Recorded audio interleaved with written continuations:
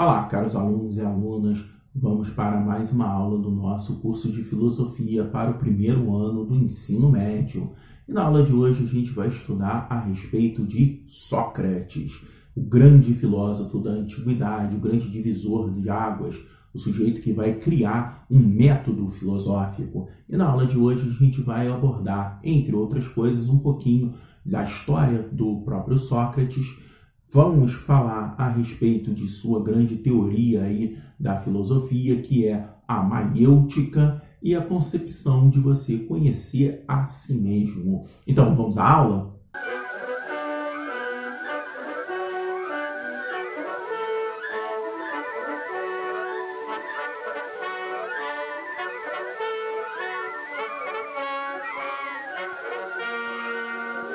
Beleza, então na introdução aí a gente vai observar alguns tópicos.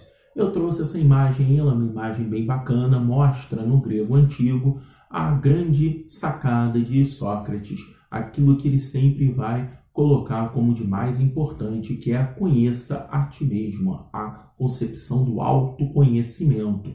Por que esse autoconhecimento? Entre outras coisas, porque a verdade, diz Sócrates, está dentro de nós. Quem era o Sócrates? Era um cidadão ateniense comum, filho de pessoas simples. Ele tinha como pai um artesão e como mãe uma parteira, mas ele era cidadão ateniense. E isso é importante a gente falar. A gente deve relembrar aí que na Grécia, principalmente em Atenas, o sujeito para ser cidadão ele precisaria ter alguns critérios. Ser homem, maior de idade, ser livre e, obviamente, ter nascido na Grécia de pai e mãe ateniense. Então, essas são as características aí que fazem o cidadão. A gente deve perceber que eram poucas pessoas que eram considerados cidadãos dentro de Atenas. E Sócrates era um deles. Vamos perceber também aí na aula de hoje a ideia principal de autoconhecimento, uma vez que a verdade está dentro de cada um de nós. Perceber aí a verdade como sendo absoluta também é fundamental para a gente conseguir entender esse grande filósofo. E aí uma representação, obviamente muito posterior da época de Sócrates, de quem era o Sócrates. Entramos aí então no nosso desenvolvimento da aula. A base da filosofia socrática está na maiêutica. O que é maiêutica, professor? A arte de fazer parto. É como você vai parir uma ideia, ou seja, você vai colocar ali para fora uma ideia, onde o filósofo vai fazer perguntas ao interlocutor até se dar conta de que ele não sabe nada do perguntado. Qual é a concepção?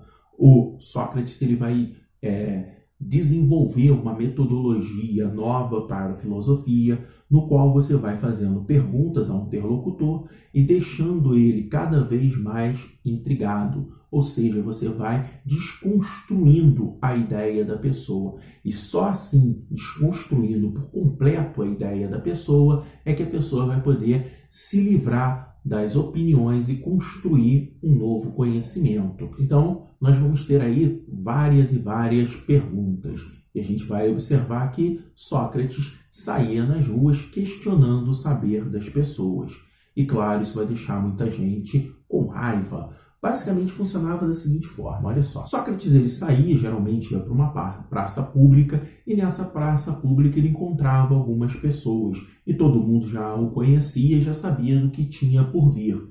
Uma das passagens mais célebres é que Sócrates vai chamar um grande soldado, um herói ateniense, e ele vai perguntar a esse soldado o que é a coragem. E o soldado vai dizer que sabe, obviamente, o que é a coragem, e que a coragem para ele, soldado, é você atacar o inimigo sem possibilidade de recuo, sem recuar sob nenhum pretexto. E é nesse sentido que Sócrates começa a dizer, ora, mas espera aí, e se você faz numa batalha aquela situação que você recua propositalmente para atrair o inimigo e contra-atacar? E aí o soldado vai falar assim, não, realmente isso acontece. Bom, então isso não é coragem. O que é a coragem, então? Mais uma vez, o soldado vai ficar meio perdido e vai buscar um outro conceito para a verdade. E para cada conceito que a pessoa ia apresentando sobre o que o Sócrates perguntava, Sócrates ia desconstruindo essa ideia ao fazer novas perguntas, até chegar ao ponto que a pessoa não sabia mais responder e dizia: ora, eu não sei, diz você, Sócrates, o que é? E Sócrates deferia a sua frase mais célebre: só sei que nada sei.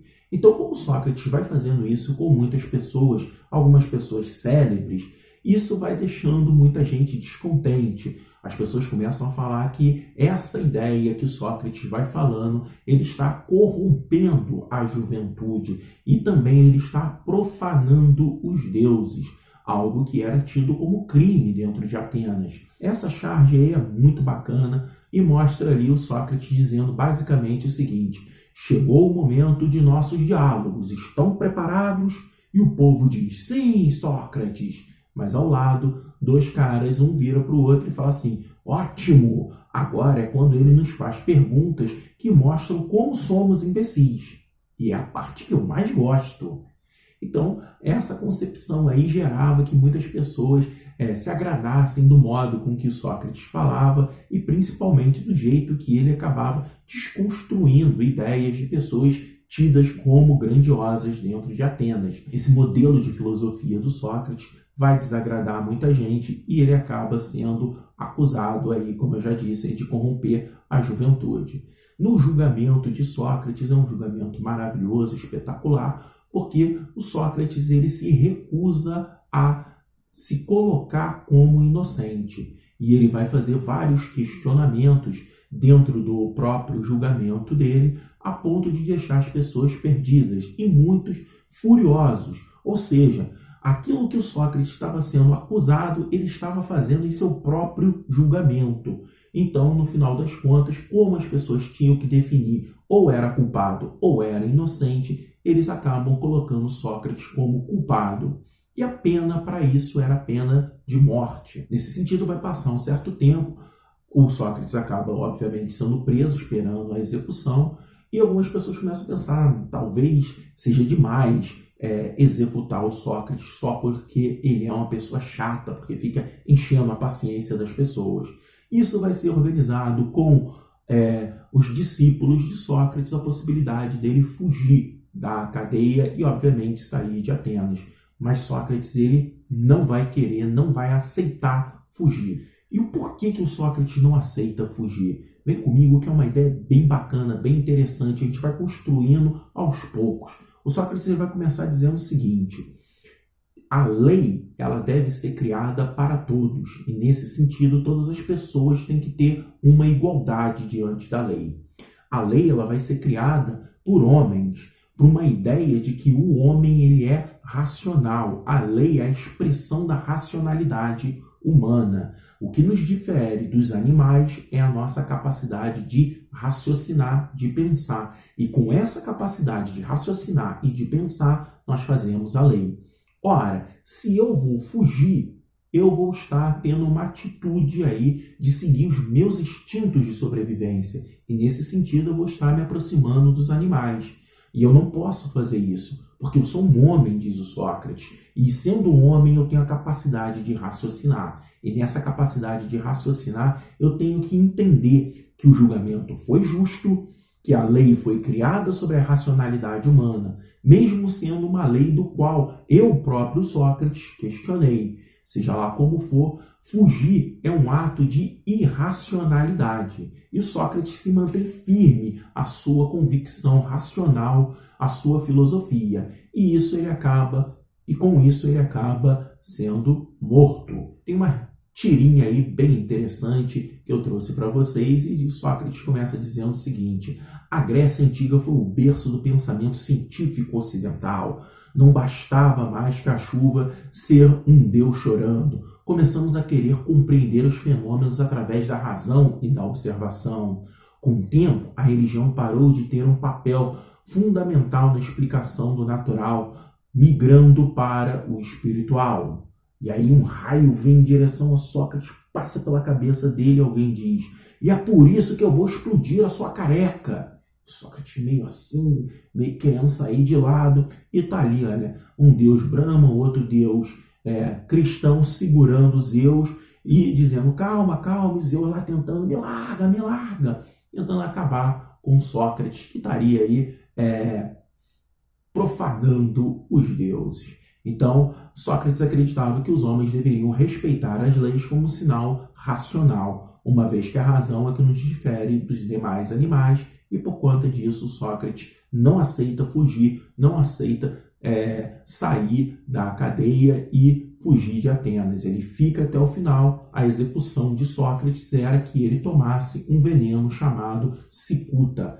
Então ele vai tomar, tem aí uma gravura, uma representação do que seria aí a morte de Sócrates. Ao centro, o cálice ali com a cicuta caída ao chão e as pessoas desesperadas com a morte de Sócrates. Chegamos aí à conclusão e a gente vai observar o seguinte, que a verdadeira filosofia está no indivíduo se questionar a ponto de não mais ter opiniões para chegar ao verdadeiro conhecimento. Quanto mais você vai se questionar, ou quanto mais você questiona o conhecimento do outro, mais você vai desconstruindo as ideias, desconstruindo as opiniões, até você chegar a uma verdade. E essa verdade, ela é absoluta, ela vale para todas as pessoas. Aí, a partir dessa verdade, vai fundamentar o seu novo conhecimento. Uma outra sacada também é que a verdade, como eu disse, ela é única, sendo assim você não pode ser persuadido por ninguém. É claro, o Sócrates está batendo firmemente nos sofistas. Eram os sofistas da aula passada que tentavam a todo modo convencer você de determinada coisa. Obviamente isso é impossível, diz o Sócrates, porque a verdade está dentro de você e você não pode ser enganado por uma retórica, enganado por um sofista. Agora acabou. Obrigado por assistirem essa aula e até a próxima. Valeu!